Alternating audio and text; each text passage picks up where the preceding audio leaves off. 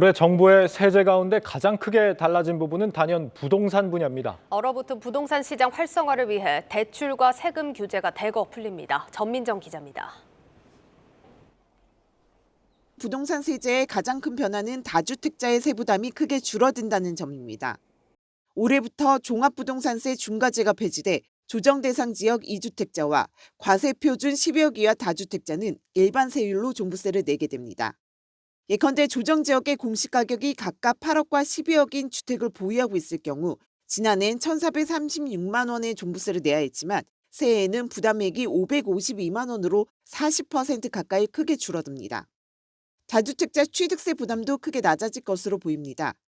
조정 대상 지역에서 주택을 더 구매하고자 하는 경우 2주택자는 취득세 중과를 폐지하고 3주택 이상은 중과세율을 50% 수준으로 낮추는 내용의 법 개정안이 다음 달 국회에 제출됩니다.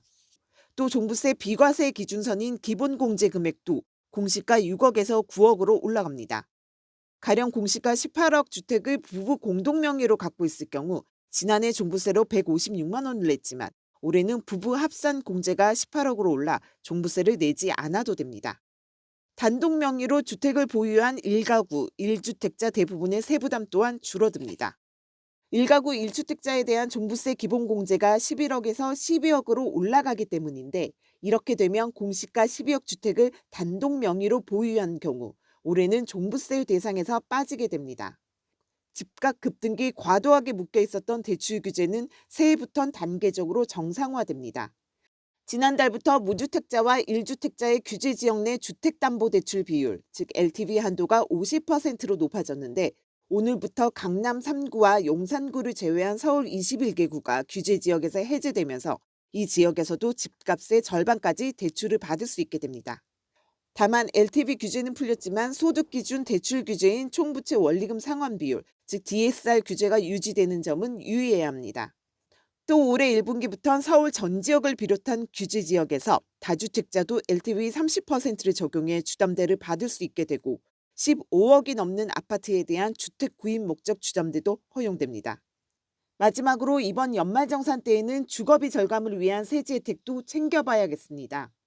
전세자금 대출이나 월세 보증금에 대한 소득공제 한도가 연 300만 원에서 400만 원으로 늘어나고 총 급여 7천만 원 이하의 무주택 근로자가 지출하는 월세에 대한 세액공제율은 최대 12%에서 17%까지 높아집니다. 한국경제TV 전민정입니다. 이 밖에도 연금 세액공제 규모가 늘고 직장인들의 소득세도 일부 완화됩니다. 올해부터 달라지는 세제, 이민재 기자와 심층 분석합니다. 이 기자, 특히 직장인들이라면 올해 뭐부터 챙겨보는 게 좋을까요? 일단 연금 계좌부터 좀 챙겨야겠는데요. 예. 연말정산 절세에서 좀 대표적인 금융상품으로 알려져 있기 때문에 많은 분들이 가입을 하고 있는데요. 일단 가입부터 좀 살펴보면 예를 들어 연금저축 펀드 같은 경우에 이 증권사 어플을 다운받아서 비대면으로 아주 쉽게 연금저축 계좌를 개설을 하면 됩니다. 또 계좌를 개설하고 또 원하는 금액을 입금하는 순서인데 그리고 연금저축과 관련된 개인연금 펀드 등을 매수하는 구조로 이제 구성이 됩니다. 이 지난해 기준으로 여기서 일단 납입한 금액의 한 400만 원까지는 지방소득세를 포함해서 최대 16.5%에 대해서 세액공제를 받을 수가 있었습니다. 그러니까 이 근로소득 금액이 5,500만 원 이하인 이 평범한 직장인이라면 66만 원 정도를 돌려받을 수가 있습니다. 이런 이유로 연금리 16.5% 예금이라고 이제 별명이 불리는 이유입니다. 예, 그리고 자료에도 지금 나오고 있지만 이 한도 부분이 지난해까지는 400만 원이었는데 올해부터는 한도가 바뀌는 거죠? 맞습니다. 이 400만 원에서 600만 원으로 상향 조정이 되는데요. 예. 이 늘어난 한도 적용은 올해 1월 1일 그 납입분부터 일단 적용이 됩니다. 이를 고려해서 세액공제를 최대한 많이 받는 게 좀 필요해 보이는데요. IRP 등 퇴직연금을 합하면 한도가 더욱 늘어나는데요. 기존의 700만 원에서 900만 원으로 상향 조정됩니다. 이 한도까지 납입을 한다면 더 많은 세액공제를 받을 수가 있습니다. 다만 최소 가입 기간이 있다는 점에서 좀 투자에 신중할 필요가 있는데요. 이 연금저축펀드 같은 경우에는 최소 5년 이상 납입해야 하고 또 만 55세 이후에 원할 때 연금 형식으로 받을 수가 있습니다. 그렇기 때문에 중도 해지를 하게 되면 이 납입 금액에 대해서 16.5% 기타 소득세가 부과되니까 주의를 해야겠습니다. 예, 세액 공제는 많이 받을 수 있겠지만 무턱대고 들기에는 황금성이 떨어지는 부분도 있으니까 유의할 필요가 있겠습니다. 그리고 연금을 다 내고 수령할 때도 달라지는 게 있다면서요? 맞습니다. 이 연금 수령에도 이제 세제 변화가 있는데 향후에 연금을 많이 수령할 때 연간 1,200만 원을 넘는 경우에는 예. 이 지난해까지는 종합소득세율이 좀 적용이 돼서 이 세액이 좀 계산이 됐습니다. 이 종합소득세 같은 경우에는 많이들 아시지만 6%에서 최대 45%까지 적용이 되기 때문에 자칫하면 세금을 좀 많이 내는 상황이 발생할 수가 있는데요. 그런 이유로 연수령액을 1,200만 원 아래로 낮춰서 절세를 하는 방식이 흔히 사용이 됐습니다.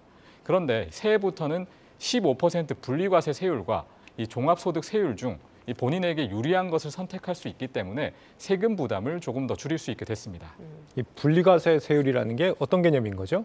일단 이 분리과세 세율이라는 게 따로 예를 들면 1,200만 원 그냥 종합소득세율에서 다 뭉치는 게 아니라 어떻게 보면 분리과세 따로 이제 빼서 15%만 적용하는 구조로 될 수가 있습니다. 예, 그러니까 연 받는 이 수령액을 굳이 이제 1,200만 원 아래로 안 맞춰도 된다라는 네, 맞습니다. 거고요.